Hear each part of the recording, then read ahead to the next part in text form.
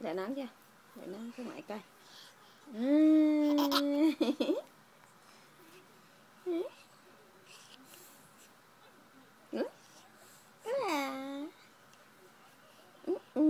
Đứng dậy múa với ngoại cây đi. Thôi đi ngủ làm sao? Hả? Đi ngủ làm sao?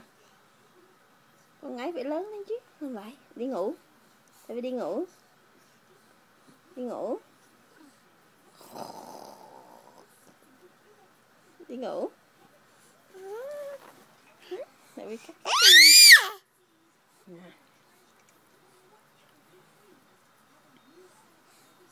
Này, đẹp đây.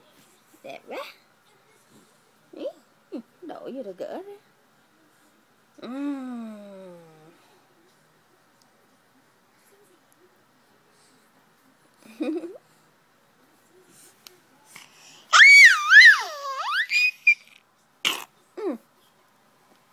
Ai, ui da.